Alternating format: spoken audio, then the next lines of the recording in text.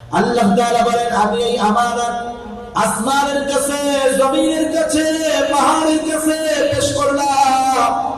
আসমান, জমিন, পাহাড় এই আমানত গ্রহণ করলো না, ভীত শঙ্কিত হয়ে গেল। ওয়া হামালাহাল ইনসান, মানুষ এই আমানত গ্রহণ করলো। মুফাসসিরিনে কেরাম বলেন, কি সেই আমানত?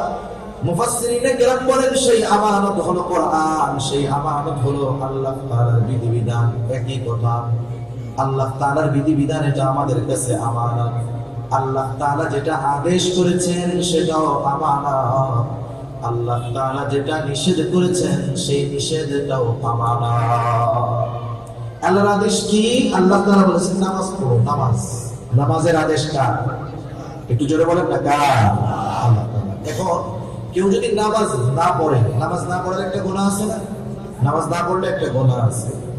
নামাজ যদি কেউ না পড়ে, এক নম্বরে নামাজ না পড়ার গুনাহ হলো। দুই নম্বর, নামাজের আদেশ ছিল কার? আল্লাহর আদেশ ছিল, আদেশটা ছিল আমানত। আদেশ অমান্য করার কারণে খেয়ানত হলো, নামাজ পড়ে নাই, এই জন্য গুনাহ হলো, ডাবল ডাবল। আবার দেখেন, আল্লাহ তাআলা বললেন, সুদ খাও না, ঘুষ খাও না, হারাম খেও না। এখন কেউ যদি সুদ খায়, সুদ খাওয়া একটা গুনাহ। আবার আল্লাহ তাআলার নিষেধ ছিল, খবরদার সুদ খাওয়া না, নিষেধ ছিল। আল্লাহ তাআলার এই নিষেধটা ছিল আমানত।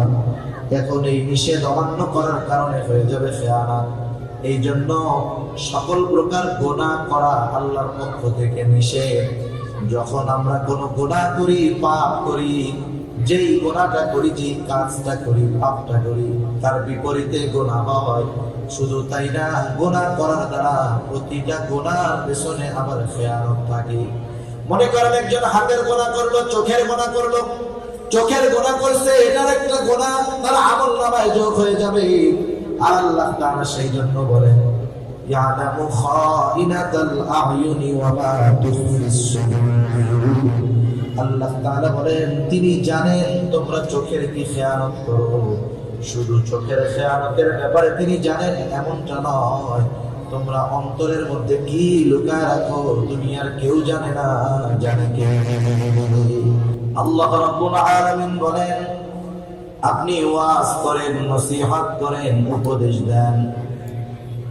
কেন আপনি ওয়াজ করবেন? কেন নসিহত করবেন? কেন উপদেশ দিবেন? আল্লাহ তাআলা বলেন, ফাইন্নাদ যিকরা তানফাউল মুমিনিন। কারণ ওয়াজ, নসিহত, উপদেশ এটা মুমিনদের জন্য উপকারী। এই যে দেখেন, যুবকেরা এলাকাবাসীর সহযোগিতায় একত্রে আয়োজন করেছে ওয়াজের আয়োজন, এটা কিন্তু অনেক উপকারী, আমাদের জন্য অনেক উপকারী বিষয় এই ওয়াজগুলা। রাসূলুল্লাহ সাল্লাল্লাহু আলাইহি ওয়াসাল্লাম সেজন্য আমাদেরকে ওয়াজ করেছেন। হাদিসের পাতায় পাতায় রাসূল আকরাম সাল্লাল্লাহু আলাইহি ওয়াসাল্লামের ওয়াজ আছে। আমি আপনাদের খেদমতে রাসূলুল্লাহ সাল্লাল্লাহু আলাইহি ওয়াসাল্লামের একটা নসিহত মাথা ওয়াজ, একটা হাদিস আপনাদের খেদমতে পাঠ করেছি। বড় গুরুত্বপূর্ণ একটা হাদিস, মুসনাদে আহমদের হাদিস। রাসূল আকরাম সাল্লাল্লাহু আলাইহি ওয়াসাল্লাম এই হাদিসের মধ্যে আমাদেরকে গুরুত্বপূর্ণ চারটি নসিহত তথা ওয়াজ করেছেন। চারটি বিষয়ের উপদেশ দিয়েছেন। কয়টি বিষয়? চারটি বিষয়।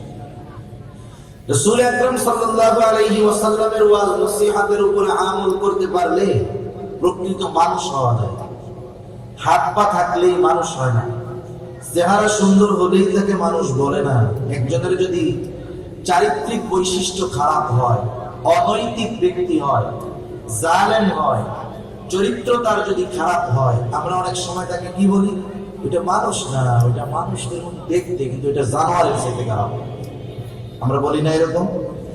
কিন্তু একজন কালো মানুষ, দেখতে ভালো না, বংশ ভালো না, কিন্তু তার আখলাক ভালো, আমল ভালো, আদবওয়ালা, আমরা কি বলি? লোকটা যেই বংশের হোক, দেখতে যেমন হোক, এটা মানুষের মতো মানুষ। ঠিক কিনা বলেন? তার মানে বোঝা গেল সম্পদ, চেহারা, বংশ এগুলার কারণে মূলত মানুষ বলে মানুষ বিবেচিত হয় না। মানুষ হওয়ার জন্য কিছু গুণাবলীর প্রয়োজন হয়, কিছু জিনিস গ্রহণ করতে হয়, কিছু জিনিস ত্যাগ করতে হয়। যারা কিছু জিনিস গ্রহণ করতে পারে আর কিছু বদ খাসলাত ত্যাগ করতে পারে, এরা দেখতে যেমন হোক, বংশ যেমন হোক, এরা আল্লাহ তাআলার কাছে মানুষ বলে বিবেচিত হয়, ঠিক কিনা বলেন? আর যারা আমরা প্রকৃত মানুষ হতে পারবো, এদের দুনিয়া আখিরাতে কোনো চিন্তা নাই। কারণ প্রকৃত মানুষের মতো মানুষ যারা, এদের দুনিয়া আখিরাতের সব কিছুর জিম্মাদারি কে নেয়? আল্লাহ তাআলা। সেজন্য জীবন গড়ার জন্য, মানুষের মতো মানুষ হওয়ার জন্য আমাদেরকে ভালো কিছু গুণাবলী অর্জন করার দরকার। আমি রাসূল আকরাম সাল্লাল্লাহু আলাইহি ওয়াসাল্লামের যে হাদিসখানা পাঠ করেছি, উক্ত হাদিসের মধ্যে আল্লাহ তাআলা, আল্লাহর নবী প্রকৃত মানুষ হওয়ার জন্য যে গুণাবলীগুলো দরকার, এর মধ্যে থেকে গুরুত্বপূর্ণ কয়েকটা গুণাবলী আল্লাহর নবী বর্ণনা করেছেন। শুধু তাই না, এই গুণাবলীগুলো যদি কেউ অর্জন করে, তার দুনিয়ার লাভ আছে। এই গুণগুলা অর্জনের মাধ্যমে শুধু যে পরকালে লাভ হবে তা না, দুনিয়াতেও লাভ হবে। দুনিয়া পাওয়ার নসিহত নবীজি করেছেন। এই 4 গুণ যে অর্জন করবে, আল্লাহ রাসূল সাল্লাল্লাহু আলাইহি ওয়াসাল্লাম বলেছেন, দুনিয়ার সম্পদ না থাকলেও দুনিয়ার কোনো কিছু তার মিস হবে না। সুবহানাল্লাহ। তাহলে আমরা দুনিয়া পাওয়ার জন্য হইলো একটু শুনি, কি বলেন? قال رسول الله صلى الله عليه وسلم أربع إذا كنا فيك فلا عليك ما فاتك من الدنيا। রাসূলুল্লাহ সাল্লাল্লাহু আলাইহি ওয়াসাল্লাম বলেন, আরবাউন, 4টি জিনিস, ইদা কুন্না ফিকা ফালা আলাইকা, যখন তোমাদের কারো মধ্যে থাকবে। কয়টা জিনিস একটু জেনে বলেন, আবার বলেন, কয়টা জিনিস? 4টা জিনিস যখন তোমাদের কারো মধ্যে থাকবে, ফালা আলাইকা, কিন্তু দুনিয়ার কোনো কিছুই নাই। 4টি গুণ আছে কিন্তু দুনিয়ার কোনো সম্পদ নাই। নবীজি বলেন, তাতে কি কোনো অসুবিধা নাই? 4 গুণ আছে, দুনিয়ার কোনো কিছু নাও যদি থাকে, চিন্তা করো না। মা ফাতাকা মিনাদ দুনিয়া, এই 4 গুণ থাকার কারণে দুনিয়ার কোনো কিছু তার হাত ছাড়া হবে না। 4 জিনিস বা 4 গুণ যদি তার মধ্যে থাকে, দুনিয়ার কোনো কিছু হাত ছাড়া হবে না। এটা সাধারণ কোনো মানুষের কথা না। এই কথাটা যে মানুষ বলেছে, গোটা জিন্দেগিতে একটা মিথ্যা কথাও সে বলে নাই। সুবহানাল্লাহ। তিনি আমার আপনার নবী। এখন 1 নম্বর প্রশ্ন হলো, দুনিয়ার সম্পদ যদি না থাকে, তাইলে দুনিয়া হাত ছাড়া হইল না, এটা কেমন কথা? আমি 2টা উদাহরণ দিলে বুঝতে সহজ হবে যে দুনিয়াতে থাকলেই খাওয়া যায় না, আর না থাকলেই যে খাইতে পারে না, বিষয়টাও এমন না। কথা বুঝতেছেন আপনারা? একটু দিলের কান সজাগ রেখে, মানে অন্তরের একটা কান আছে, কান যে শুধু যে চামড়ার 2টা কান তা না, এই অন্তরের সাথেও একটা কান আছে। চামড়ার কান দিয়ে শোনা যায়, শ্রবণ করা যায়, কিন্তু বোঝার জন্য হৃদয়ের কানের দরকার হয়। চামড়ার কান তো গরু ছাগলেরও আছে, ওরাও শোনে। গরু ছাগল শোনে না? বরঞ্চ মানুষের চাইতে কিছু কিছু জীব জন্তুর শ্রবণ শক্তির মাত্রা অনেক বেশি। আমাদের শ্রবণ শক্তির একটা লিমিটেশন আছে, তাই না?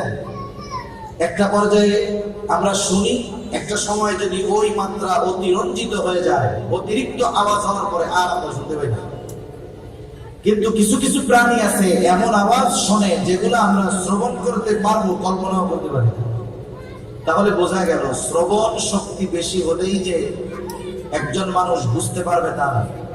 যার অন্তর ঠিক আছে, অন্তরের কান সজাগ আছে, সে বুঝতে পারবে। আর মানুষ যেটা বুঝতে পারে সেটা তার স্মরণ থাকে বেশি দিন, ঠিক না?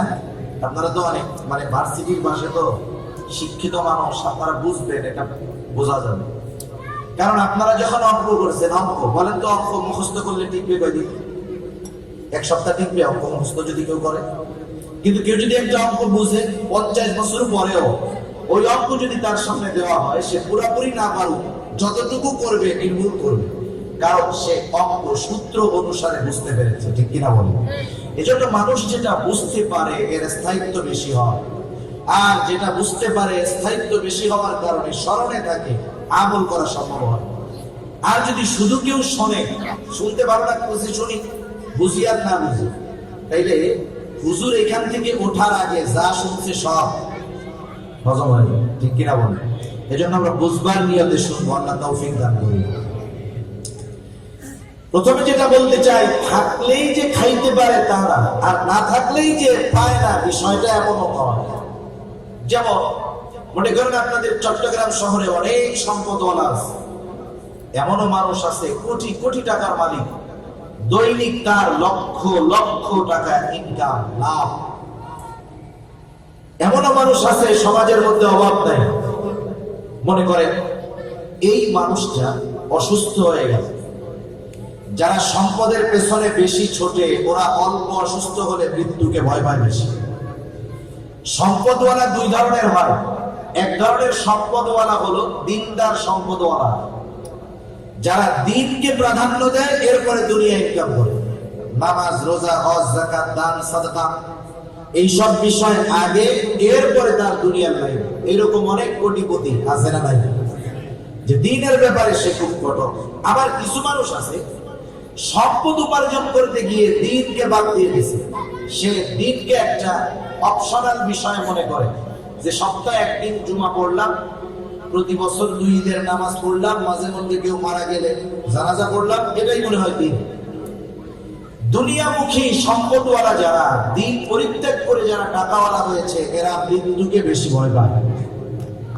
মনে করেন লোকটা অসুস্থ হয়ে গেল, আর এখন যেই জামানা, অল্প অসুস্থ হলেই মানুষ ভয় পেয়ে যায় বেশি।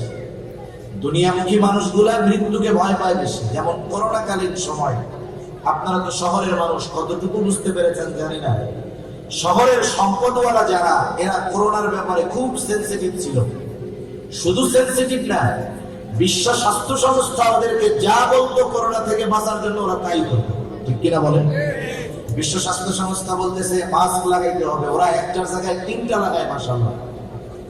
বলছে যে ঘন ঘন হাত ধুইতে হবে, হাত যদি না ধোয়া যায় হ্যান্ড স্যানিটাইজার দিয়ে এটারে বারবার মুছতে হবে, একজনের থেকে 3 ফিট দূরত্বে দাঁড়াইতে হবে। যেই মানুষগুলো একটু অতি সচেতন, সম্পদওয়ালা, টাকাওয়ালা, মৃত্যুকে ভয় পায়, এরা ঘর থেকে সহজে বাহির হয় না। বাহির যদি হয় 3-4টা মাস্ক লাগায় একসাথে, এক পকেটের মধ্যে হ্যান্ড স্যানিটাইজার, আর এক পকেটের মধ্যে স্যাভলন। রাস্তায় বের হলে একটু পর পর দেখবেন স্প্রে করে আর এমন করে, দেখেন না আপনারা, এরকম করে। শুধু তাই না, ওই সময় যখন এটা ব্যাপক আকারে সারা দেশে, আপনি যদি কারো পাশে দিয়ে দাঁড়ান, আপনার এসে মানুষ মনে করতো না, মনে করতো এটাই মনে হয় করোনা, লাভ দিয়ে দিন দূরে চলে যেত, ঠিক না? কিন্তু আমরা কি দেখলাম, এই ধরনের অতি সতর্ক মানুষগুলোই করোনায় অতি আক্রান্ত হয়েছে, এবং অতি বেশি এরাই মরছে, ঠিক কিনা বলেন? এই মানুষগুলা যখন সামান্য আক্রান্ত হয়, অসুস্থ হয়, এদের মধ্যে ভয় ঢুকে যায়, দৌড় দিয়ে চলে যায় শহরের বড় ডাক্তারের কাছে। ডাক্তারও বোঝে টাকাওয়ালা, আমি যদি ওকে অল্প টাকার ওষুধ দেই, ওর ওতে ইতমিনান হবে না, অন্তরের প্রশান্তি আসবে না। এই জন্য সম্পদওয়ালা, টাকাওয়ালা মানুষ যারা, ডাক্তারেরা ওদের কোনো অসুস্থতা না থাকলেও ইচ্ছা করে 50,000 টাকার টেস্ট দেয়। কারণ দেখবেন টাকাওয়ালারা প্রাউড ফিল করে, আপনার কাছে এসে বলবে চট্টগ্রাম শহরের অমুক ডাক্তারটা খুব বড় ডাক্তার। কেন? বলে আমি যাওয়ার সাথে সাথে আমাকে পরীক্ষা নিরীক্ষা করে 1 লক্ষ টাকার টেস্ট দিয়েছে, খুব বড় ডাক্তার। ডাক্তাররা বুঝে, মাইন্ড বুঝে, এই জন্য বিনা কারণে ওদেরকে পরীক্ষা দেয়, ওরাও কিছু ইনকাম করে। যাই হোক, তাকে পরীক্ষা দেওয়া হলো, 2-3 দিন পর পরীক্ষার ফলাফল নিয়ে, রিপোর্ট নিয়ে ডাক্তারের কাছে হাজির। ডাক্তার রিপোর্টটা দেখে বলে, শোনেন ভাই, আপনার শারীরিক অবস্থা কিন্তু ভালো না, আপনার হার্ট সমস্যা, হৃদরোগের সমস্যা, ডায়াবেটিক্সের সমস্যা, উচ্চ রক্তচাপ, সাথে সাথে কিডনিতেও একটু সমস্যা ধরা দিয়েছে। এখন এর প্রফেশনাল বড় বড় রোগ হলো এগুলা। ও যখন শুনতে পারছি কিডনি সমস্যা, হার্টের সমস্যা, ডায়াবেটিস, উচ্চ রক্তচাপ, সে প্রচন্ড ভীত হয়ে গেল। ডাক্তার এবার তাকে বলতেছে, শোনেন, আপনি যদি বাকি জিন্দেগি সুস্থ অবস্থায় অতিবাহিত করতে চান, তাহলে আমি যেই প্রেসক্রিপশন দিব, আমি যা বলবো হুবহু আপনাকে তা শুনতে হবে। এবার ডাক্তার যা বলবে তারা তাই শুনবে, কোনো সন্দেহ নেই। আপনাদের এলাকায় আছে কিনা জানি না, আমি আমাদের ঢাকায় মাঝে মধ্যে দেখি ফজরের আগে উঠে একদম মুরব্বি দৌড়ায়, ট্রাউজার গেঞ্জি পরে দৌড়ায়। কেন দৌড়ায়? ডায়াবেটিস হয়ে গেছে, বিভিন্ন শারীরিক সমস্যার কারণে ডাক্তার সকালবেলা দৌড়াইতে বলছে। কারণ একবারে সকালের অক্সিজেনটা থাকে পিওর, গাড়ি গুড়ি চলে না, ধুলাবালি থাকে না, পিওর অক্সিজেন নিবেন আর দৌড়াদৌড়ি করবেন। অথচ এই সকালবেলায় ওঠার আদেশ ডাক্তারের আগে কে দিয়েছে? সেই সময় কিন্তু ওঠে নাই। ডাক্তার যখন উঠতে বলছে অ্যালার্ম দিয়ে সে ভোর 4টায় উঠে দৌড়ায়, কিন্তু আল্লাহর ডাকে যদি আগের থেকে সাড়া দিত এই গজব তারে পাইতো না, ঠিক কিনা? ডাক্তার যা বলবে এখন সে হুবহু তাই শুনবে। ডাক্তার তাকে কিছু ওষুধ দিয়ে বলল, শোনেন এগুলা সেবন করবেন, সাথে সাথে আগামী 6 মাস আমি যা খাইতে বলি তাই খাবেন। কি খাবেন আপনি? পরিবারের মানুষ যা খায় খা, আগামী 6 মাস আপনার খাবার হলো আতপ চাউল। চিনেন আপনারা আতপ চাউল? চট্টগ্রামের মানুষ আপনারা তো আতপ চাউল খান।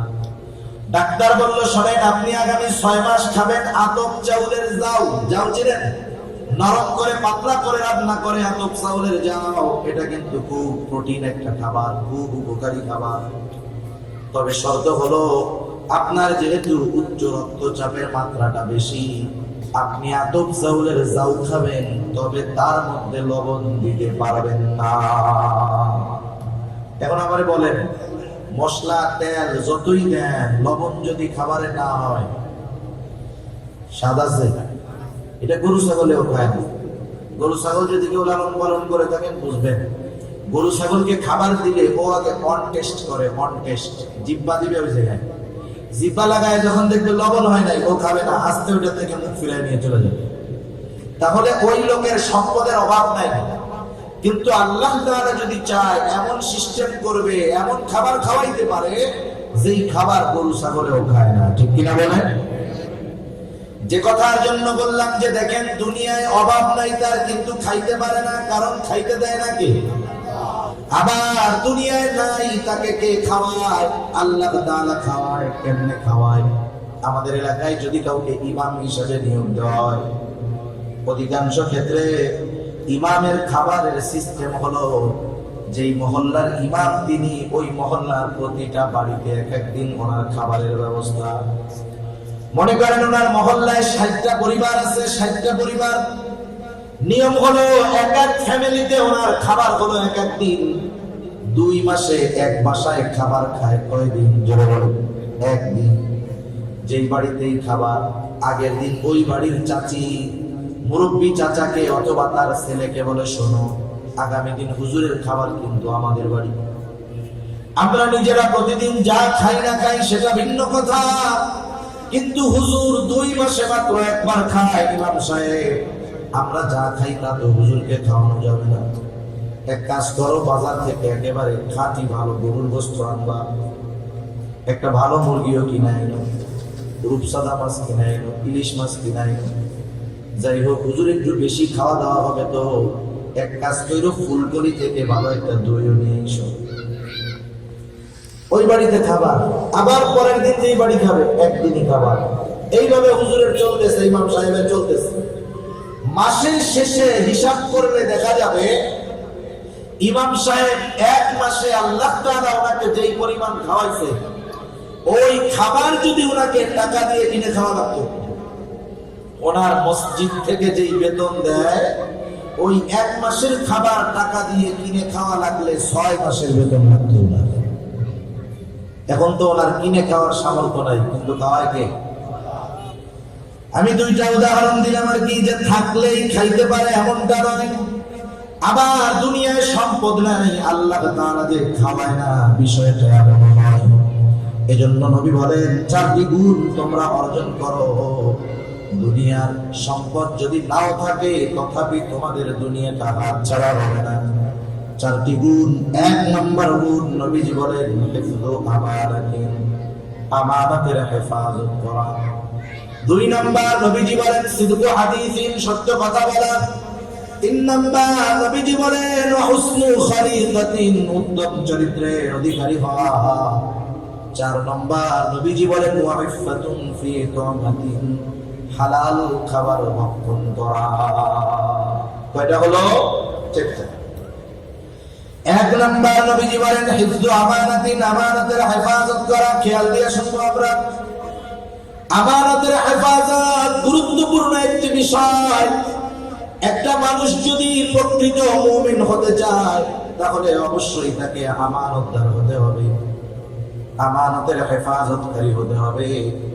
কারণ আমানতের হেফাজত করা এটা প্রকৃত মুমিনের আলামত, আর আমানতের খেয়ানত করা এটা প্রকৃত মুনাফিকের আলামত। রাসূল আকরাম সাল্লাল্লাহু আলাইহি ওয়াসাল্লাম আমাদেরকে প্রকৃত মুনাফিকের আলামতগুলা জানায় দিয়েছেন। আমাদের কাজ হলো মুনাফিকের আলামতগুলা শুধু জানা তা নয়, জানার সাথে সাথে আমাদের মধ্যে যদি মুনাফিকের আলামতের কোনো আলামত থাকে সেগুলাকে বাহির করা, সেগুলা ত্যাগ করা। মুনাফিকের আলামত কি? রাসূল আকরাম সাল্লাল্লাহু আলাইহি ওয়াসাল্লাম এক হাদিসের মধ্যে বলেন মুনাফিকের আলামত হলো তিনটা, আর এক হাদিসের মধ্যে নবী বলেন মুনাফিকের আলামত হলো চারটা। প্রকৃত মুনাফিকের এক নম্বর আলামত নবীজি বলেন ইদা হাসদাসা কাযাবা। প্রকৃত মুনাফিকের এক নম্বর আলামত, মুনাফিক যখন কথা বলে মিথ্যা কথা বলে।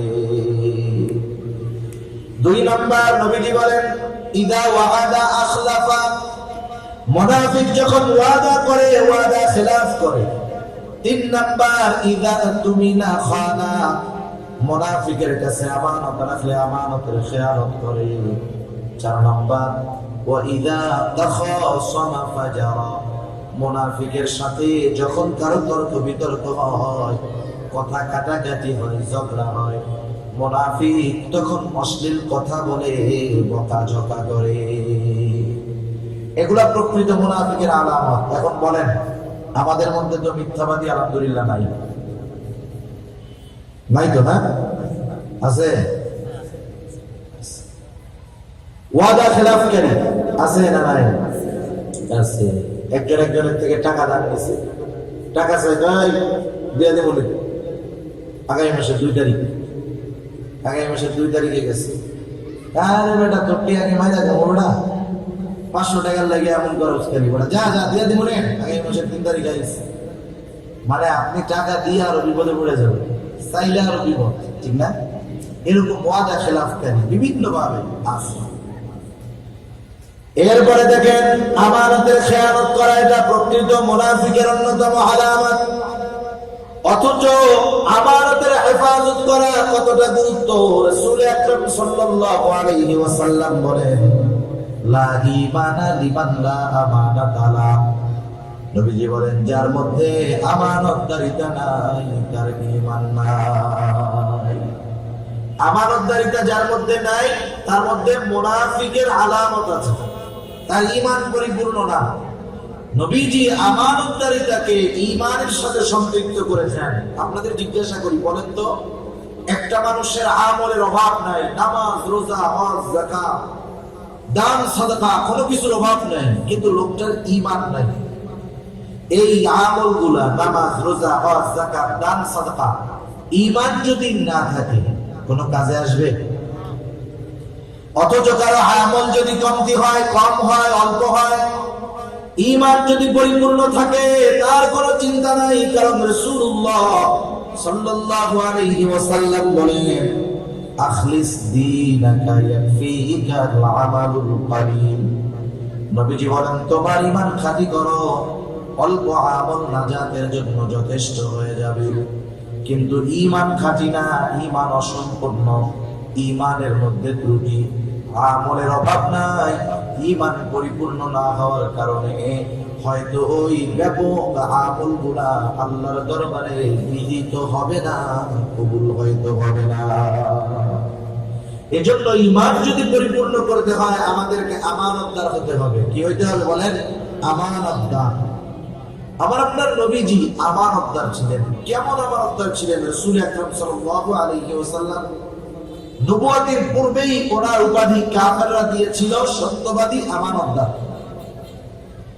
এরপরে যখন রাসূলুল্লাহ সাল্লাল্লাহু আলাইহি ওয়াসাল্লাম নবুয়ত পেলেন, কাফেরদেরকে যখন মূর্তি পূজা ছেড়ে আল্লাহ তাআলার একত্ববাদের দিকে আহ্বান করলেন, বাপ দাদার মন গড়া ধর্ম ত্যাগ করে যখন তাওহীদবাদী ধর্মের দিকে আহ্বান করলেন, আল্লাহর দিকে ডাকলেন, কাফেররা, যেই কাফেররা আমার আপনার নবীকে এত মহব্বত করত, ভালোবাসত, ওই কাফেররা এখন আমার আপনার নবীর দুশমন হয়ে গেল, বিরোধী হয়ে গেল। হরেক রকমের অত্যাচার আমার আপনার নবীজির উপর বারবার মেরে ফেলার অপচেষ্টা করেছে কাফেররা। যতই নবীজির সাথে তারা দুশমনি করুক না কেন, শত্রুতা করুক না কেন, দিন শেষে ওই কাফেররা তাদের দামি দামি সম্পদগুলা নিরাপত্তার সাথে যেই নবীজির উপরে অত্যাচার করত, জুলুম করত, কাফেররা দিন শেষে তাদের সম্পদগুলা আমার আপনার নবীর কাছে গিয়ে আমানত রাখত। নবীজি কি কষ্ট দিত, জুলুম করত, অত্যাচার করত, এরপরেও আমানত নবীজির কাছে গিয়ে রাখতো। তাহলে দেখেন আমার আপনার নবীর ব্যাপারে কাফেরদের কেমন সুধারণা ছিল, যে আমরা যতই কষ্ট মুহাম্মদকে দেই না কেন, যতই অত্যাচার জুলুম তাকে আমরা করি না কেন, সে আমানতের খেয়ানত করবে না। কেমন নবী, কেমন আখলাক ওয়ালা নবী। নবীজিও আমানতদারিতার ব্যাপারে কেমন ছিলেন। যখন খাদিজাতুল কুবরা রাদিয়াল্লাহু তাআলা আনহা এবং আল্লাহ রাসূল সাল্লাল্লাহু আলাইহি ওয়াসাল্লামের চাচা আবু তালেব দুনিয়া থেকে চলে গেলেন, আবু তালেবের মৃত্যুর পর কাফেরেরা প্রচন্ড রূপে আমার আপনার নবীর উপর অত্যাচার শুরু করেছে। শুধু তাই না, তারা প্ল্যান করেছে, প্রোগ্রাম করেছে যে মুহাম্মদকে আর দুনিয়ায় রাখা যাবে না, হত্যা করতে হবে। কেমনে করা যায়? শয়তানে ওদেরকে বুদ্ধি দিছে যে শোনো, মুহাম্মদকে হত্যা করবা, এক গোত্রের লোক যাবা না, তোমরা যতগুলা গোত্র আছে সব গোত্র থেকে এক একজনকে এই হত্যাকাণ্ডে শামিল করবা। তাইলে কি হবে? সব গোত্রের যখন অংশগ্রহণ থাকবে, কোন গোত্র অপর গোত্রকে দোষারোপ করতে পারবে না, কারণ সব গোত্রের মানুষই ওইখানে উপস্থিত ছিল, ওই হত্যাকাণ্ডে ছিল, কেউ কিছু বলতে পারবে না, সাহস পাবে না। তারা সিদ্ধান্ত নিল যে অমুক দিন রাতের বেলায় মুহাম্মদকে দুনিয়া থেকে চিরতরে বিদায় করে দেওয়া হবে। এদিক দিয়ে কাফেরদের অত্যাচারের মাত্রা যখন বেড়ে গেছে, আল্লাহ সুবহানাহু ওয়া তাআলা আমার আপনার নবীজিকে জানায় রাখছেন, আপনি হিজরতের জন্য প্রস্তুত থাকেন, কিন্তু কোন দিন কোন তারিখে হিজরত হবে আল্লাহ তাআলা জানান নাই। যেই রাত্রে কাফেররা আবার আপনার নবীজিকে হত্যা করার অপচেষ্টা করলো, চতুর্দিক দিয়ে তারা আবার আপনার নবীর ঘর ঘিরে রেখেছে, সবার হাতে খোলা তলোয়ার। আজকে উদ্দেশ্য মুহাম্মদ সাল্লাল্লাহু আলাইহি ওয়াসাল্লামকে দুনিয়া থেকে চিরতরে বিদায় করে দিবে। যেই রাত্রে তাদের ইচ্ছা হলো এইটা, ওই রাত্রেই আল্লাহ তাআলা জানায় দিলেন, হাবিব আজকের রাতটাই হলো আপনার হিজরতের রাত। কাফেররা আবার আপনার নবীর ঘর চারদিক দিয়ে ঘিরে রাখছে হত্যা করার জন্য। তাম দুনিয়ার মানুষ যদি একজনের ক্ষতি করার চেষ্টা করে, আল্লাহ তাআলা যদি তাকে নিরাপত্তা দেয়, বলেন তো সারা দুনিয়ার মানুষ মিলে তার ক্ষতি করতে পারবে? আল্লাহ তাআলা যদি কারো কোনো ক্ষতি করতে চায়, তাম দুনিয়ার মানুষ যদি তাকে নিরাপত্তা দেয়, বিপদ থেকে বাঁচানোর চেষ্টা করে, সারা দুনিয়ার সর্বশক্তি মিলে ওই ব্যক্তিকে আল্লাহ তাআলার বিপদ থেকে কেউ হেফাজত করতে পারবে না। আল্লাহু খায়রুল হাফিজা, আল্লাহ তাআলা হলেন উত্তম নিরাপত্তা দানকারী। রাসূল আকরাম সাল্লাল্লাহু আলাইহি ওয়াসাল্লাম চতুর্দিকে কাফেররা ঘর ঘিরে রাখছে। এই অবস্থার মধ্য দিয়ে আল্লাহর নবী আল্লাহ তাআলার আদেশে ওই ঘর থেকে বের হয়ে তাদের সামনে দিয়ে চলে গেছেন, হিজরত শুরু করেছেন। কিন্তু নবীজি হিজরত শুরু করার আগে ঘরের মধ্যে ওনার বিছানায় হযরত আলী রাদিয়াল্লাহু তাআলা আনহুকে রেখে গেলেন। কারণ হলো নবীজি যখন হিজরতের উদ্দেশ্যে রওনা দিবে, তখনও কাফেরদের কিছু সম্পদ আমার আপনার নবীজির কাছে ছিল। হিজরত যে ওই রাত্রে করবে এটা আল্লাহ তাআলা আগের থেকেও জানান নাই। হযরত আলী রাদিয়াল্লাহু তাআলা আনহুকে আমার আপনার নবী বলে গেলেন, ও আলী, এই সম্পদগুলা যথাযথভাবে তাদের মালিকের কাছে পৌঁছায় দিবা, এরপরে তুমি মদিনায় যাবা। নাইলে সম্পদগুলা যদি মালিকের কাছে পৌঁছানোর ব্যবস্থা না করা হয়, কাফেরেরা বলবে দেখো মুহাম্মদ পালায় গেছে, সাথে সাথে আমাদের সম্পদগুলাও নিয়ে চলে গেছে। ওই কঠিন মুহূর্তে চারদিকে শত্রুরা ঘিরে রাখছে, হত্যা করার জন্য আসছে। নবীজির দীর্ঘ সফরের প্রস্তুতি, ওই সময়ও নবীজি আমানতের ব্যাপারে কতটা সচেষ্ট চিন্তা করেন। আমরা বলি কি করতাম, আমরা কইতাম ওরে বাবা, যারা আমারে মারতে চায় ওদের সম্পদ ফেরত দেব, যা আছে সব নিয়া আরো যদি কিছু নিতে পারি এই নিয়ে আমরা ভাবতাম, ঠিক কিনা বলবো? অথবা জান বাঁচানোর চেষ্টা করতাম আগে, আরে সম্পদ যার যার যায় তাতে কি আমি নিজের জান বাঁচাই। কিন্তু নবীজি ওই কঠিন মুহূর্তে কাফেরদের আমানতের ব্যাপারে কতটা সচেষ্ট ছিলেন একটু একা একা চিন্তা করে। এখন আসলে আমাদের আমানতদারিতার অবস্থা কি একটু বোঝার দরকার আছে না নাই? আমাদের আমানতদারিতার অবস্থা কি? আর আমরা আমানতদারিতা বলতে কি বুঝি?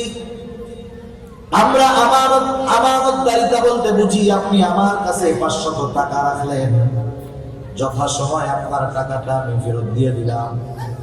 আপনি মনে করেন আমি বড় আমানতদার, হুজুর বড় আমানতদার, আর আমিও টাকাটা ফেরত দিয়ে মনে করি আমিও বড় আমানতদার।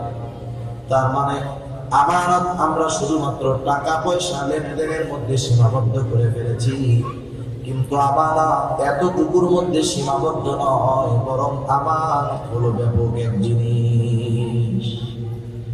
এগুলো যদি আমরা না জানি তাইলে পদে পদে নিজেদের অজান্তে আমরা খেয়ানতকারী হয়ে যাব। সেজন্য আমানত কোথায় কোথায় আছে আপনাদের জানার দরকার আছে। তো 1 নম্বরে আমানত হয় সম্পদের মধ্যে আমানত। সম্পদের মধ্যে আমানত, সম্পদের মধ্যে আমানত এটা কেমন জিনিস? আমার কাছে অথবা আপনাদের কারো কাছে যদি কারো সম্পদ থাকে, ওই সম্পদের মালিকের যদি অজানাও থাকে যে তার কিছু সম্পদ আপনার কাছে আছে কিন্তু ওর জানা নাই, এরকম অবস্থাও যদি হয়, তাহলে আমার আপনার দায়িত্ব হলো, আমি যেহেতু জানি ওই লোকটা এই সম্পদের মালিক, তার যদিও জানা না থাকে, আমার দায়িত্ব হলো তার সম্পদটা অবশ্যই তার কাছে ফিরায় দেওয়া। সেজন্য আমার আপনার কাছে যদি কারো সম্পদ থাকে, এটা প্রকৃত মালিকের কাছে পৌঁছায় দিতে হবে। সম্পদের ক্ষেত্রে আমানতটা এরকম। এখন আমাদের সমাজে সম্পদের ক্ষেত্রে খেয়ানত হয়, খেয়ানতের অভাব নাই, অনেক পদ্ধতিতে হয়। সম্পদের ক্ষেত্রে খেয়ানত কেমনে হয়, একটা দুইটা পদ্ধতি আমি আপনাদের বলি। 1 নাম্বার উদাহরণ, মনে করেন 2 জন ভাই, 2 ভাই, বড় ভাইয়ের 2টা নাবালক বাচ্চা একেবারে ছোট। বড় ভাই দুনিয়া থেকে চলে গেল, অঢেল সম্পদ রেখে গেছে বড় ভাই। ওই ছোট ইয়াতিম নাবালক বাচ্চা, ওদের বাবাও দুনিয়া থেকে চলে গেছে, দাদাও নাই, মাও নাই। এই ইয়াতিম নাবালক বাচ্চা এবং ওই বাচ্চাদের রেখে যাওয়া সম্পদ, বাবার রেখে যাওয়া সম্পদ, বলেন তো ওই ইয়াতিম বাচ্চা এবং ইয়াতিম বাচ্চার বাবার রেখে যাওয়া সম্পদগুলা অভিভাবক এখন কে হবে? কে হবে? চাচা হবে। চাচার দায়িত্ব কি? চাচার দায়িত্ব হলো ভাইয়ের রেখে যাওয়া সম্পদগুলা যথাযথভাবে হেফাজত করা। ইয়াতিম বাচ্চাদের লালন পালন করতে, মানুষ করতে যেই সম্পদ ব্যয় হবে, ওই ভাইয়ের সম্পদ থেকেই তার সন্তানদের পিছনে ব্যয় করবে, সমস্যা নেই। আর ওই ইয়াতিম বাচ্চারা যখন বড় হবে, সম্পদ রক্ষণাবেক্ষণ করার যোগ্যতা অর্জন করবে, যেই সম্পদগুলা থাকবে যথাযথভাবে চাচা ওই ভাতিজাদেরকে বুঝায় দিবে যে তোমার বাবা এই সম্পদ রেখে গেছে, এই জমি, এই দোকান, এগুলো তোমাদের। কিন্তু আমাদের সমাজে কি হয়, যদি বড় ভাইয়ের অনেক সম্পদ থাকে, বড় ভাইয়ের ইয়াতিম বাচ্চা যদি থাকে, বড় ভাইয়ের মৃত্যুতে ছোট ভাই কষ্ট পায় না, বরং চিন্তা করে আরো ভালো হয়েছে।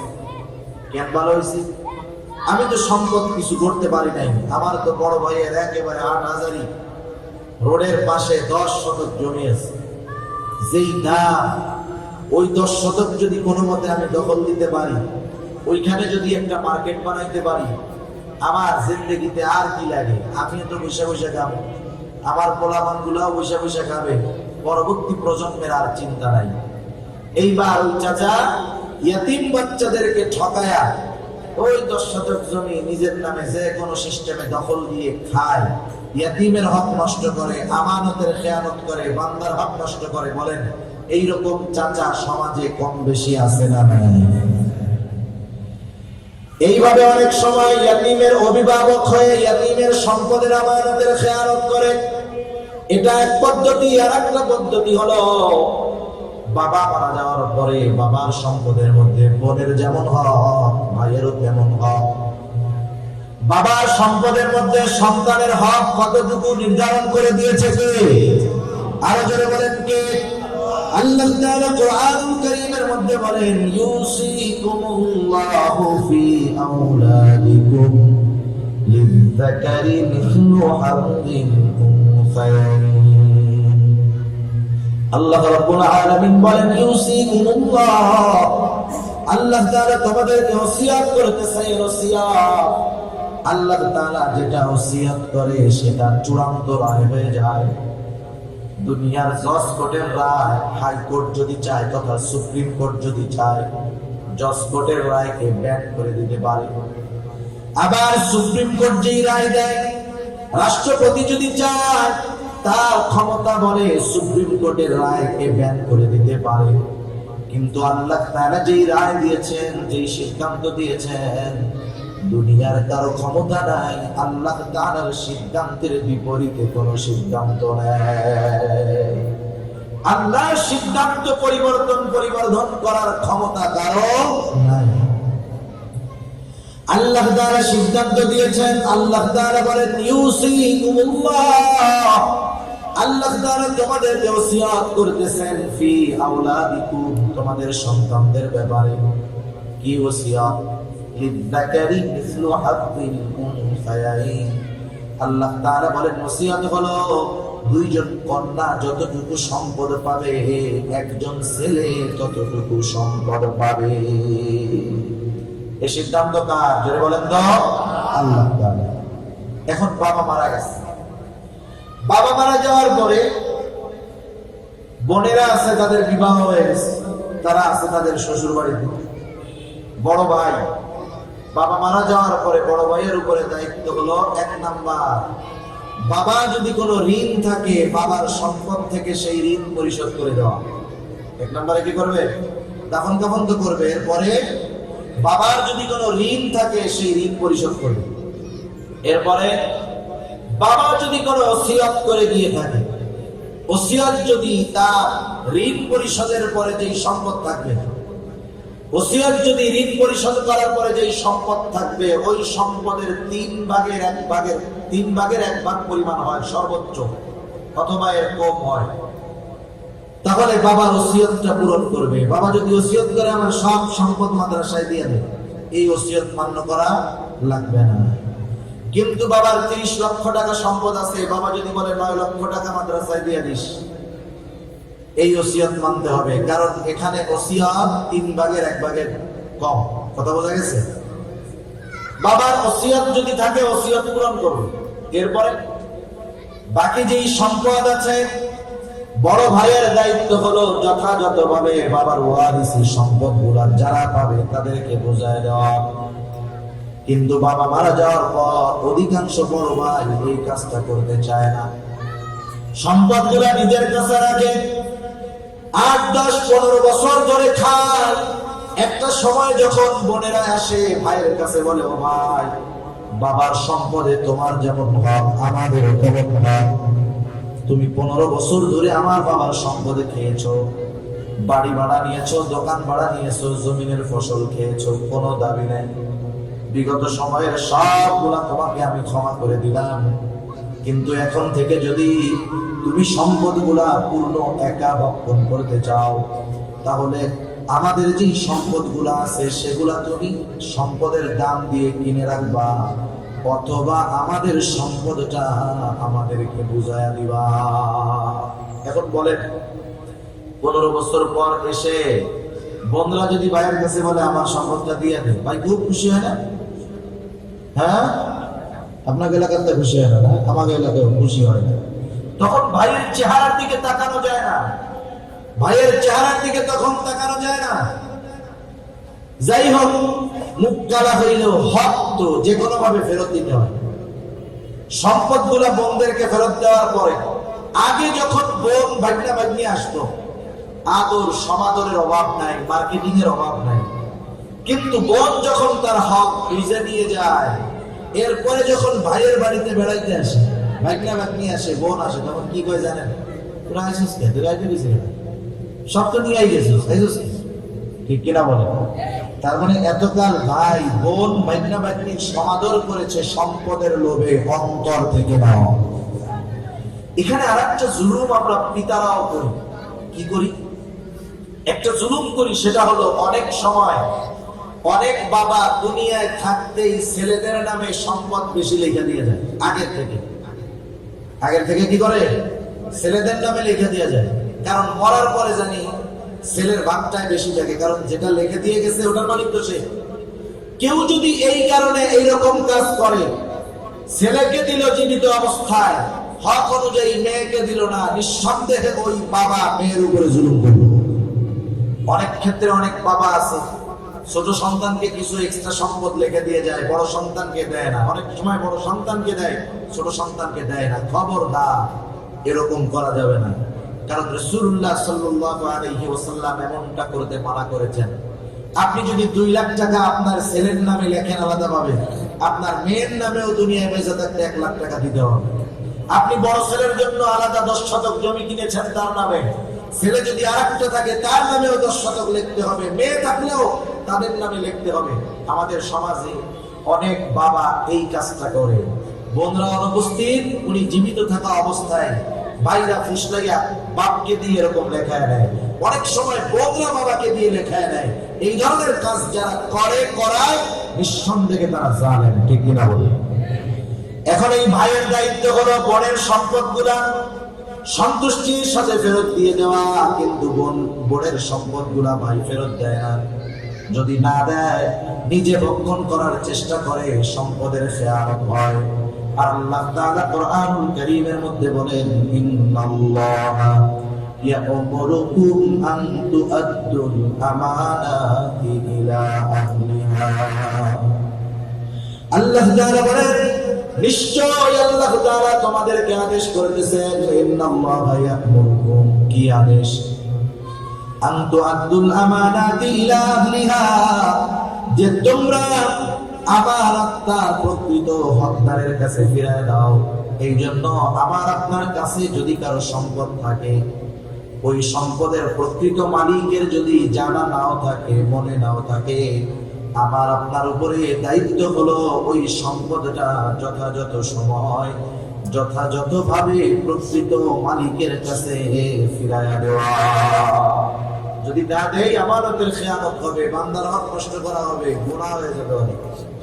তাহলে আমানত 1 নম্বরে হয় সম্পদের মধ্যে, 2 নম্বরে হয় কথার মধ্যে আমানত। কথার মধ্যে আমানত, এটা আবার কেমনে হয়? রাসূলুল্লাহ সাল্লাল্লাহু আলাইহি ওয়াসাল্লাম বলেন, ইদা হাদাসা রাজুলু সুম্মা ইলতাফাতা ফাহিয়া আমানাতুন। নবীজি বলেন, যখন কোন মানুষ কথা বলে আর অতঃপর এদিকে সেদিকে তাকায়, আল্লাহর নবী বলেন, ফাহিয়া আমানাতুন। আমার আপনার কাছে যখন কেউ কোনো কথা বলে, গোপন কথা বলে আর এদিকে সেদিকে তাকায়, কেন তাকায়? যাতে তার কথাটা কেউ না শোনে, কেউ জানি তাকে না দেখে। ঠিক না বলেন? কোন মানুষ যদি কথা বলার পরে এদিকে সেদিকে তাকায়, নবীজি বলেন অটোমেটিকলি সেই কথাটা হয়ে যায় আমানত, ফাহিয়া আমানাতুন। তখন কি দায়িত্ব? সে আমাকে যেই কথাটা বলেছে, এই কথাটা আমি যদি অন্য কারো কাছে বলে দেই, তাহলে অবশ্যই আমানতের খেয়ানত হয়ে যাবে। আবার সব কথা আমানত রাখা যায় না। মনে করেন আপনারা এই কথা শুনে গেলেন যে হুজুরে বলছে, আল্লাহর নবী বলছে, কথা বলবে আর ডানে বামে তাকাবে, সেই কথা আমানত। এখন একজন আইসা আপনারে বললো যে ভাই, আমি আজকে রাত্রে ওই বাড়িটা চুরি করবো, এটা কিন্তু আমানত করে করেন না। ডানে বামে তাকাইয়া বলছে যে আমি ওই বাড়ি চুরি করবো। এখন তো এটা আমানত হয়ে গেছে। আপনি চিন্তা করবেন যে হুজুরে কইছে, এখন যদি আমি বাড়িওয়ালারে বলে দেই যে তোমার বাড়ি চুরি করবে, তাহলে তো আমানতের খেয়ানত হয়ে গেল। না না, সব কথা আমানত হয় না। কোন কথাটা আমানত হবে, গোপন রাখতে হবে, এটা বলার পরে এমনি বোঝা যাবে, ঠিক না? সেজন্য কথা আমানত, কারো কাছে আমরা এরকম বলে দিব না। কিন্তু আমাদের খাসলাত কি? আমাদের খাসলাত হলো, একজন আমার কাছে একটা গোপন কথা বলার পর আমাকে বলল, হুজুর আপনি কাউরে বলেন না, এমন এক কাজ করে দিল। সে যখন বলল, হুজুর আপনি কাউকে বলবেন না, এই কথা বলার দ্বারা আমার অবস্থা এতটা খারাপ হয়ে যায়, যতক্ষণ কথাটা আমি আরেকজনের কাছে না বলি আমার ততক্ষণ ভালো লাগে না। আমি আবার খুশি, কারে পেটের মধ্যে হজম হয় না কথা। আরেকজনকে বলি, শোনো এদিকে শোনো, তো আমার এই কথাটা বলছে, আমি তো তোমাকে বিশ্বাস করি, শুধু তোমাকে বললাম, তুমি কিন্তু আর কাউরে বলবো না। আগের জন তো আমারও মানা করছিল, হুজুর ঘরের কাছে কইয়েন না। যেই আমল আমি করতে পারি নাই, আমি যদি আরেকজনকে বলি, সে কি করবে নাকি? ওরকম বলবে আরেকজন ডাক দিয়ে, দেখ হুজুর আমার এই কথাটা কইছে, কারো কাছে বলতে মানা করছে, আমি শুধু তোরে বললাম, তুই কিন্তু কাউরে বলবি না। এরকম মাশাআল্লাহ এক একজনের কাছে বলতে বলতে সকালে যেই কথাটা আমার কাছে আমানত ছিল, মানুষের মুখে যাইতে যাইতে বিকাল হইতে হইতে কথাটা ছড়ায় গেছে, ঠিক কিনা বলেন? দেখেন এখানে খেয়ানতকারী কতজন, প্রথম আমি করেছি না, এরপরে যতজনের কাছে কথাটা বলছি, প্রত্যেকের খেয়ানতের গুনাহ আমার আমলনামায় যোগ হয়ে গেছে। ডেস্টিনির নাম শুনেন নাই? ওই 50 জন পরেও যদি একজন একটা প্রোডাক্ট কিনে, অটোমেটিক আপনার অ্যাকাউন্টে টাকা জমা হবে। ছিল আর কি সিস্টেম, এগুলা সব ভুয়া সিস্টেম। ওই সময় হুজুররা কইছে, বিশ্বাস করে নাই।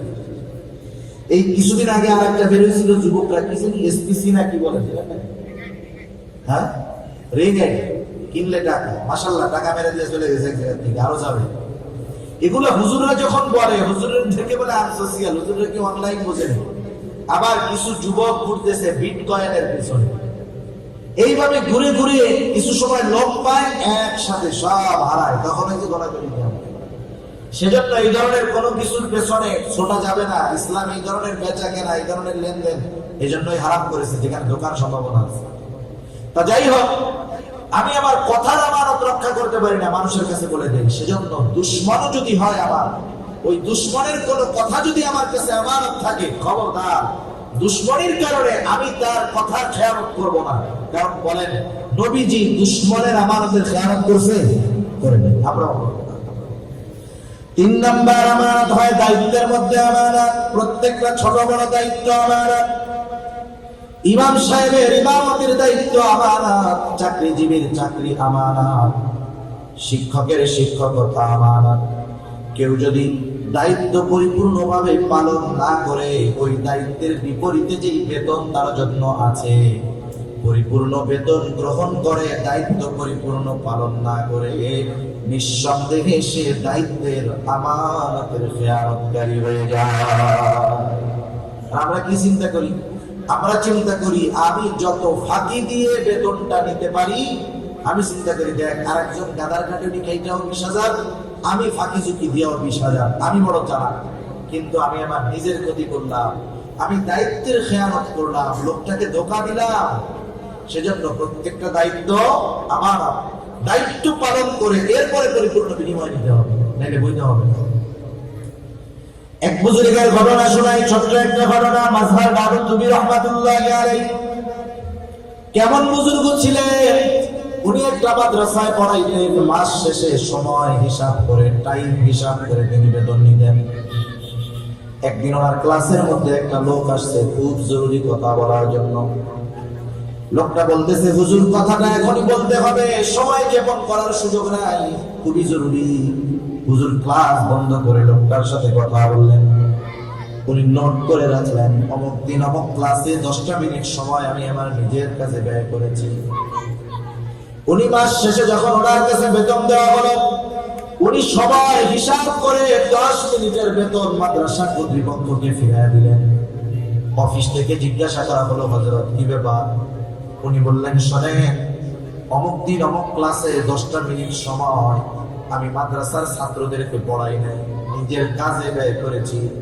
এই 10টা মিনিটের বেতন আমার জন্য নেওয়া বৈধ হবে না। এই জন্য এই 10 মিনিটের বেতন আমি ফেরত দিয়ে দিবা। কিন্তু আমরা কি করি, দায়িত্ব ফাঁকি দিয়ে কেমন করে আর এক্সট্রা ইনকাম করা যায় সেটার চিন্তা করি, ঠিক কিনা বলেন? এটা সর্বক্ষেত্রে হয়, অনেক ক্ষেত্রে হয়। কত উদাহরণ দিব, কথা অনেক আসে, সময়ের কারণে বলতে মন চায় না। যেমন শিক্ষা জাতির মেরুদণ্ড, শিক্ষা জাতির মেরুদণ্ড, education is the backbone of nation, না আগে করছি বলেন।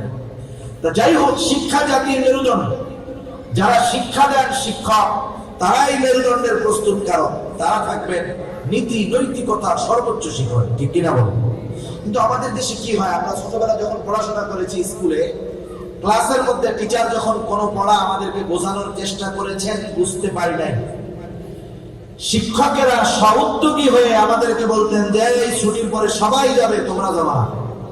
ক্লাসে পরে সবাই চলে গেছে, খেলাধুলা করতেছে, আমাদেরকে বসায় রাখা বিনা টাকায় বিনা পারিশ্রমিকে ওই পড়া বুঝবার পরে, বোঝানোর পরে, এরপরে বাড়ি যাওয়ার সুযোগ দিত শিক্ষকেরা। এখন এর সব শিক্ষক না, কিছু শিক্ষক কি করে, ক্লাসে অঙ্ক করাইতে গেছে, ব্ল্যাকবোর্ডে যায় প্রথম অঙ্ক করে, এটা স্যারদের মানে মডেল, যে প্রথমে একটা সমাধান ব্ল্যাকবোর্ডে একটা অঙ্ক করবে, এরপরে বলবে তোমরা কে কে বুঝতে পারছো। এবার 20 জন ছাত্রের মধ্যে 4 জন দাঁড়াইছে, স্যার আমরা বুঝতে পারছি, বাকি 16 জন বুঝতে পারে নাই। এখন বলেন টিচারের দায়িত্ব কি? ওনার এই ক্লাসের সময়ের মধ্যে বাকি 16 জনকেও অঙ্কটা বোঝাইতে হবে, এটাই তো দায়িত্ব, ঠিক কিনা? এখন স্যার চেষ্টা করলেন ওনার 40 মিনিট আধা ঘন্টা ক্লাসের মধ্যে উনি বাকি 16 জনকে অঙ্কটা বোঝাইতে সক্ষম হলেন না, কারণ সবার বুঝ কিন্তু একরকম নয়। কেউ একবার বললে বোঝে, আবার কেউ ওই একই জিনিস বোঝানোর জন্য 10 বার বলা লাগে, তারপরেও বোঝে না। স্যার যখন ক্লাসের মধ্যে বোঝাইতে ব্যর্থ হলেন, এইবার তিনি তাদেরকে বললেন, শোনো, আমি প্রতিদিন সকাল বেলায় আমার বাসায় অঙ্ক প্রাইভেট পড়াই, তোমরা ওইখানেও যাবা, বোঝানোর চেষ্টা করব।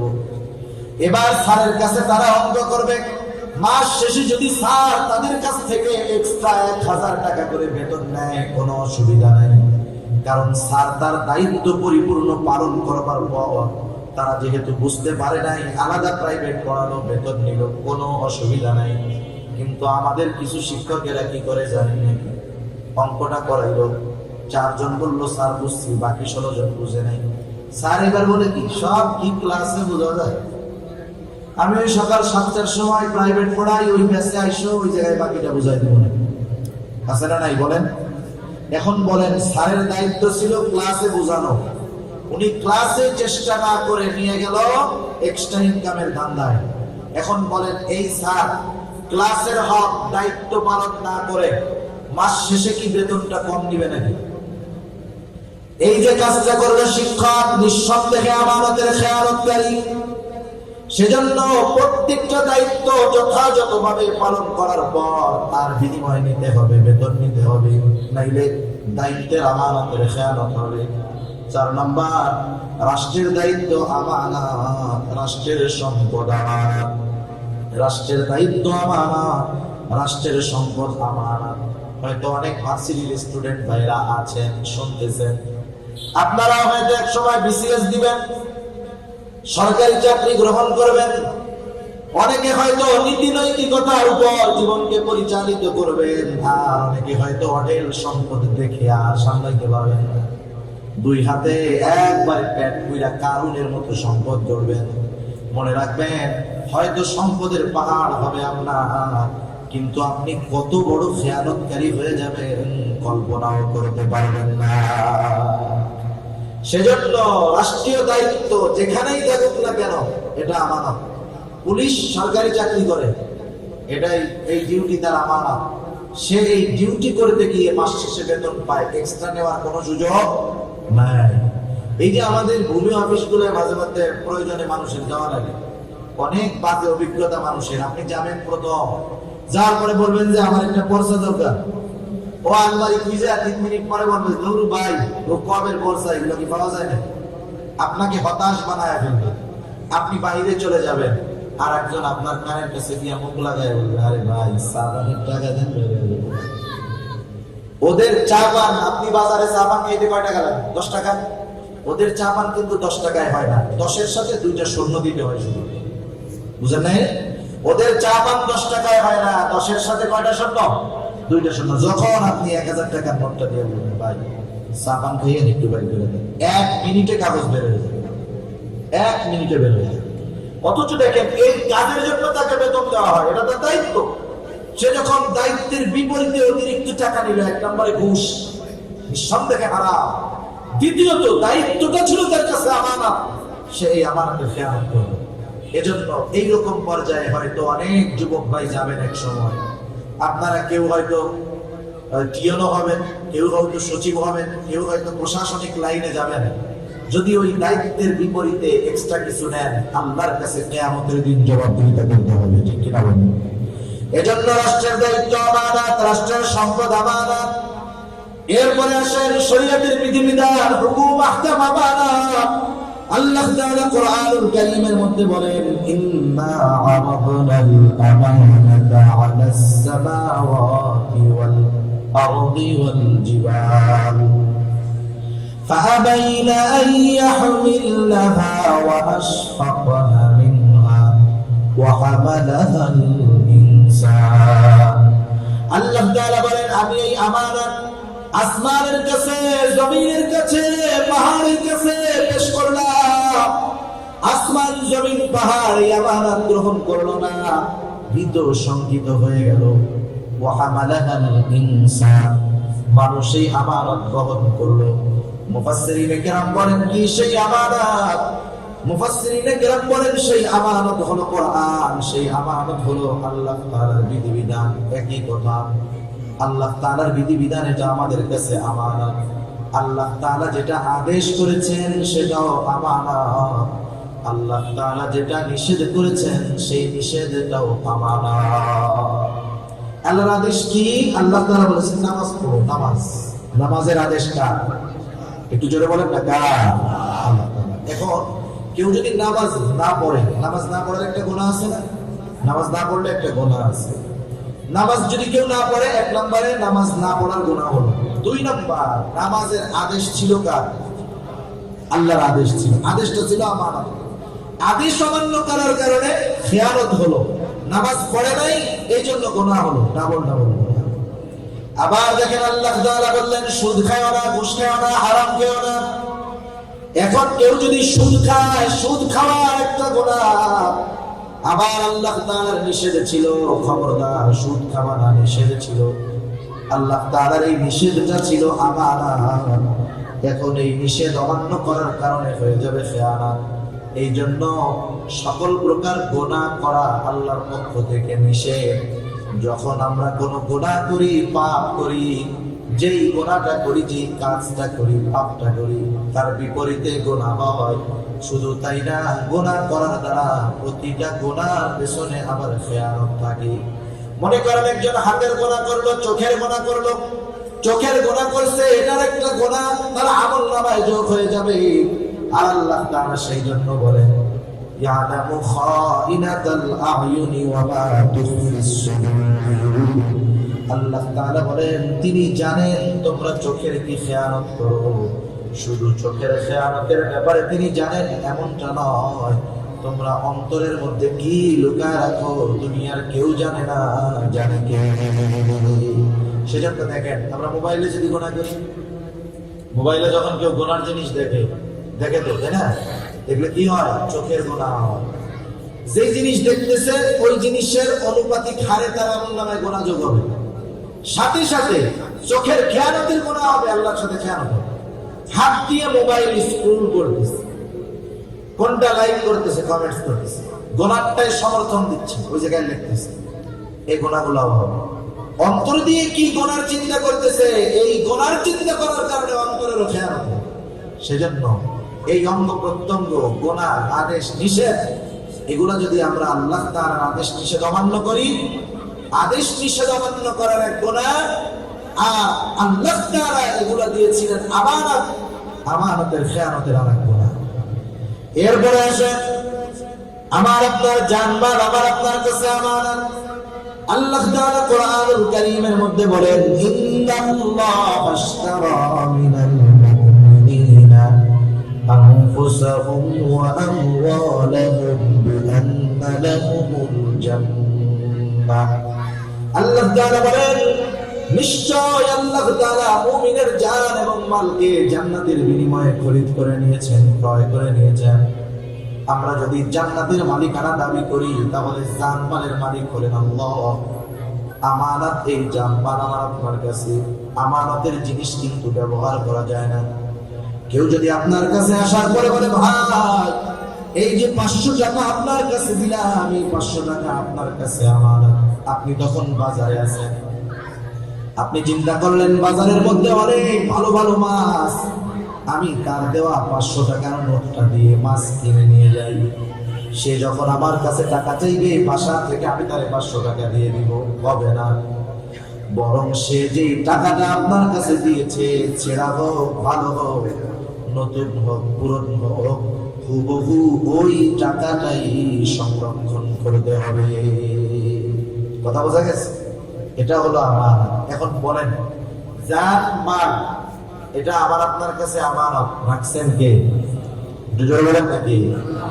এখন এই জান মাল আমানতের জিনিস, ব্যবহারের অনুমতি ছিল না, কিন্তু আল্লাহ তাআলা অনুমতি দিলেন। এটা আমাদের জন্য বড় নিয়ামত। তবে এই জান মাল কোথায় ব্যবহার করতে হবে? যেখানে মন চায় সেখানে করা যাবে না, কিন্তু কত সুন্দর ব্যবস্থাপনা।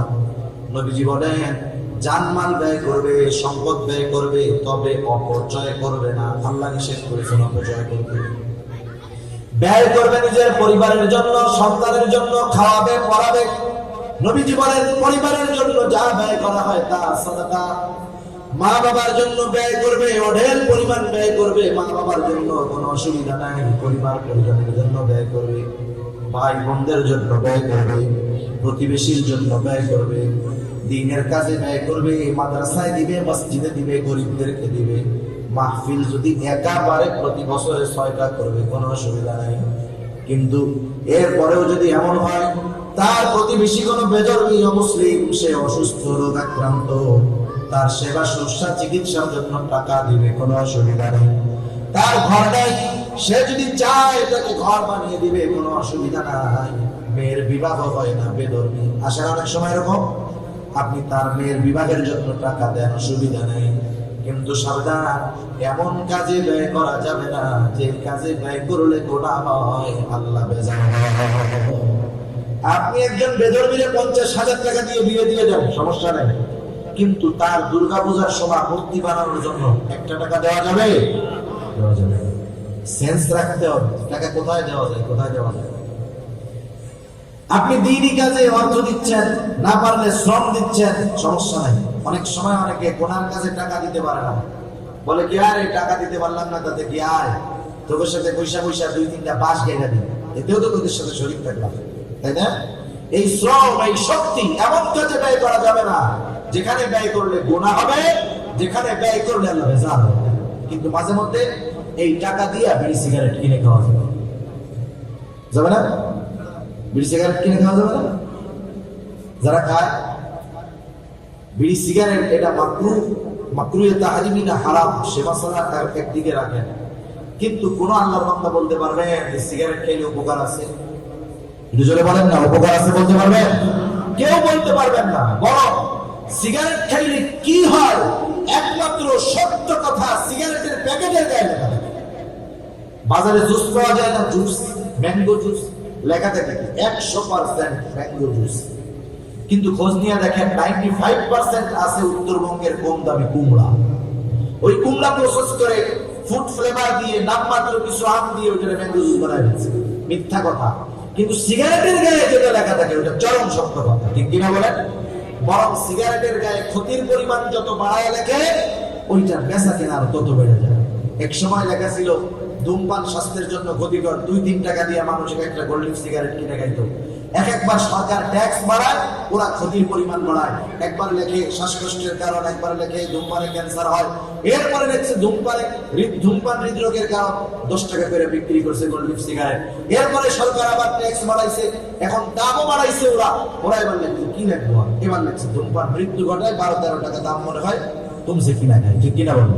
এখন বলেন ওরা তো ক্ষতি লিখলো, ধূমপান মৃত্যু ঘটায়, এরপরে যদি সরকার ট্যাক্স বাড়ায়, এরপরেও তো নতুন কোন শব্দ লিখতে হবে। কি লিখতে হবে? আমি চিন্তা করতেছি তখন লিখবে যে ধূমপান জাহান্নামে, ধূমপান মৃত্যু পর্যন্ত তো লেখা শেষ, আর তো বড় ক্ষতি নাই। এবার লিখবে ধূমপান জাহান্নামে নাই, দাম 20 টাকা। দেখবেন বাঙালি রক্তকে পানি বানানোর টাকা দিয়ে ওই 20 টাকা দিয়ে সিগারেট গুলা কিনে খাচ্ছে। এগুলো আপনি নিজের সম্পদের অপচয় করতেছেন, দেহের ক্ষতি করতেছেন, আল্লাহ তাআলার আমানতের খেয়ানত করতেছেন। সেজন্য লম্বা না, আমানত কোথায় কোথায় হয় যতটুকু বললাম। 1 নম্বর আমানত সম্পদের মধ্যে, 2 নম্বর কথার মধ্যে, 3 নম্বর দায়িত্বের মধ্যে, রাষ্ট্রীয় দায়িত্বের মধ্যে, রাষ্ট্রীয় সম্পদের মধ্যে, শরীয়তের বিধিবিধান হুকুম আহকাম আমানত। আমার জান্নাত আমার কাছে আল্লাহর পক্ষ থেকে আমানত। সেজন্য নবীজি 4টি গুণ অর্জন করতে বললেন। 1 নম্বর গুণ হলো হিফযু আমানাতিন। এই বিষয়গুলো যদি সব আমরা ঠিক রাখতে পারি, এরপরেই আমি আপনি হতে পারবো আমানতদার। এবার নিজেরা চিন্তা করবেন যে আমি নিজে কতটুকু আমানতদার, এতটুকুতেই বোঝা যাবে, আর লম্বা করার দরকার নেই। 2 নম্বরে নবীজি বলেন সিদকু হাদিসিন, সত্য কথা বলা। সত্য কথা বলা, সত্য কথা বলা মুমিনের ভূষণ, আর মিথ্যা বলা হলো প্রকৃত মুনাফিকের আলামত। অনেক সময় অনেক মানুষ আছে সামনাসামনি মিথ্যা কথা বলে না, কিন্তু মোবাইল ফোনে মিথ্যা কথা বইলা বসে বোঝেও না। সামনাসামনি মিথ্যা বলে না, কিন্তু মোবাইলে অনিচ্ছায় মিথ্যা বলে ফেলে। ইচ্ছায় বলুক আর অনিচ্ছায় বলুক, মিথ্যা তো মিথ্যাই, ঠিক কিনা বলুন? সেজন্য মোবাইলেও মিথ্যা বলবো না। অনেক সময় আছে এক জায়গায়, কয় এক জায়গায় আছে, ওই বড়দিঘির পার, এই তো কতে আবার।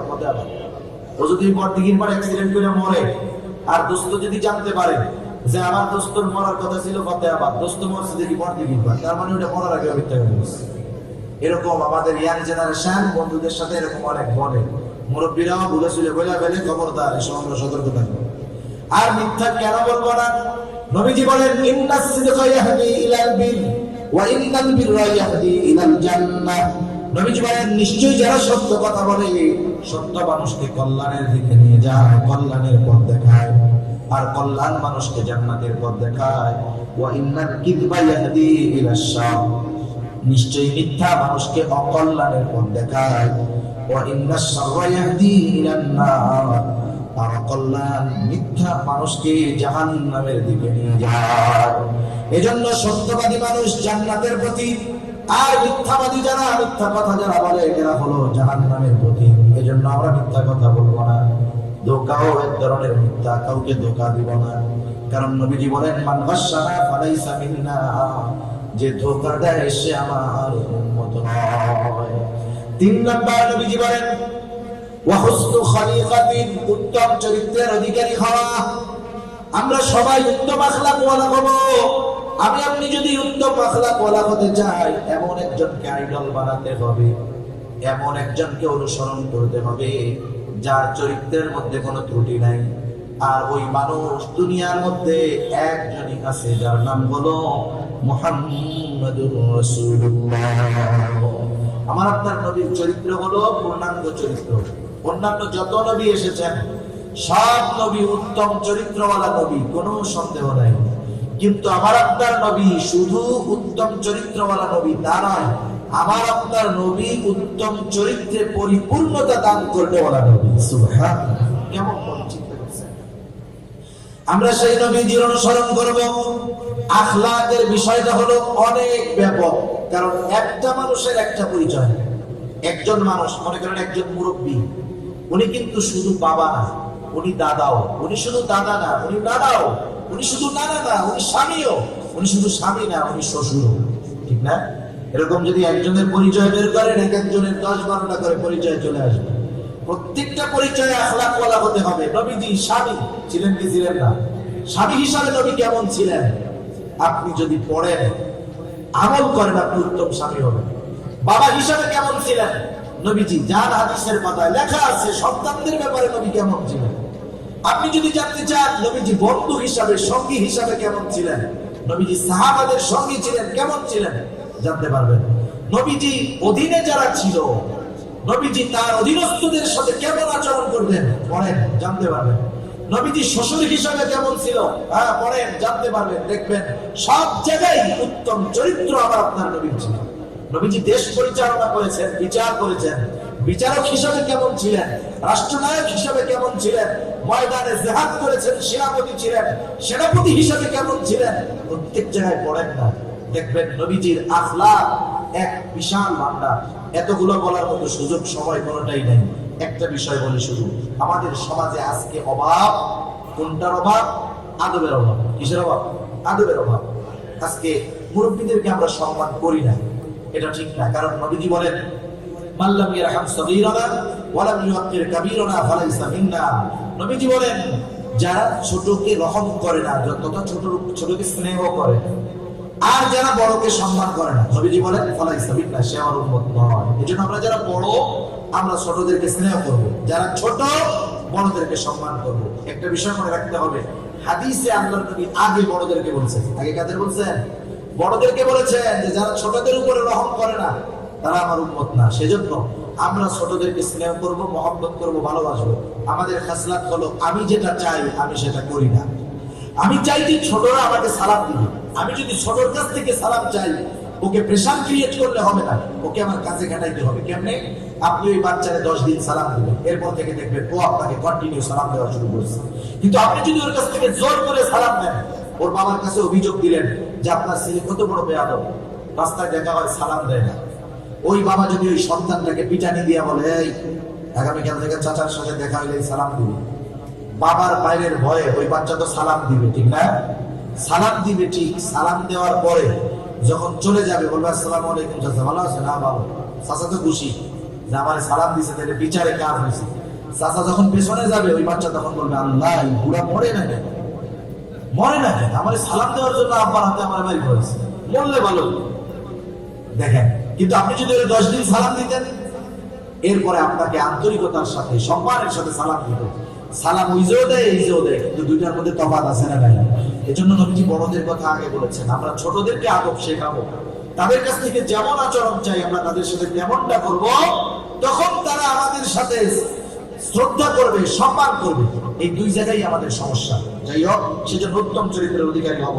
আর 4 নম্বর, নবীজি বলেন ওয়াইফাতুম ফি তুমাতিন, হালাল খাবার খেতে হবে। আর হালাল খাবারের জন্য অন্যতম শর্ত হলো উপার্জনটা হালাল হতে হবে। নবীজি এজন্য বলেন কাসবুল হালাল ফরিদাতুন বাদাল ফরিদা, হালাল উপার্জন করা ফরজ ইবাদতের পরে অন্যতম ফরজ ইবাদত। আমার উপার্জনটাও হালাল হবে, খাবারটাও হালাল হবে। কিন্তু আমাদের খাসলাত হইলো, একজন ঘুষের টাকা, সুদের টাকা বস্তা বইরে নিয়ে আসছে, বাজারে বড় গরু জবাই হয়েছে, পকেটে ঘুষের টাকা, হারাম টাকা। ওই কসাইরে যে জিজ্ঞেস করে, জবাই দেওয়ার সময় কি বিসমিল্লাহ বলছিলি তো? বুঝছেন? সুদের টাকা দিয়ে, ঘুষের টাকা দিয়ে গোস্ত কিনতে আসছে, কসাইরে জিজ্ঞেস করে জবাইয়ের সময় আল্লাহর নাম নিয়েছিলি তো? ওই জায়গায় হালাল খুঁজে, কিন্তু উপার্জনটা কি হলো চিন্তা করলো। সেজন্য উপার্জন যদি হালাল না হয়, ওইটা দিয়ে যেই হালাল খাবার কিনুক না কেন, কোনো কাজ হবে না। হারামের যে অবস্থা হবে, ওইটারও সেই অবস্থা হবে। এজন্য আমরা উপার্জন হালাল করব। আর একটা বিষয়, যারা ছোট পেশার মানুষ আছে, রিক্সা চালায়, দিন মজুর, জারুদার, হালাল উপার্জন করে, এই মানুষগুলোকে পেশা নিয়ে তিরস্কার করবো না। যেমন আমাদের অভ্যাসটা কি, মনে করেন একজন রিক্সাওয়ালা থাকলে কেউ মাইন্ড করবেন না, অনেকে ছোট মনে করে তাদের। সে যদি কোনো কথা বলে, আমরা তাকে যদি হিট করতে চাই, প্রথমে কি বলি? ওই রিক্সাওয়ালা বেটা দাম, ঠিক না? আমি তার পেশাটাকে আগে আনলাম। কিন্তু বলেন তো, কোন সচিবকে যদি আমি হুমকি দিতে চাইতাম, আমি আগে বলতাম ওই সচিব দাম, এটা বলতাম? বলতাম না। কারণ আমি ওর পেশা ছোট হয়, ওটা দিয়ে তাকে আঘাত করার চেষ্টা করি। সাবধান, যে পেশা ছোট হোক না কেন, হালাল পেশা আল্লাহ তাআলার কাছে দামি। হালাল উপার্জন যারা করে, পেশা যত ছোট হোক, আমরা তাদেরকে তিরস্কার করবো না, নিজে হালাল উপার্জন করবো। এই 4টা জিনিস যদি থাকে, আমাদের হেফাজত, সত্য কথা, উত্তম চরিত্র, হালাল খাবার, নবীজি বলেন আর কোনো কিছু নাই, কোনো অসুবিধা নাই। মা ফাতাকা মিনাদ দুনিয়া, এই 4 জিনিস থাকার কারণে দুনিয়ার কোনো কিছু তার হাত ছাড়া হবে না। আল্লাহ তাআলা আমাদের সবাইকে এই 4টি গুণ অর্জন করার তৌফিক দান করুন। সবাই বলি আমিন। ওয়া আখিরু দাওয়ানা আলহামদুলিল্লাহি রাব্বিল আলামিন। আসসালামু আলাইকুম ওয়া রাহমাতুল্লাহি ওয়া বারাকাতুহু।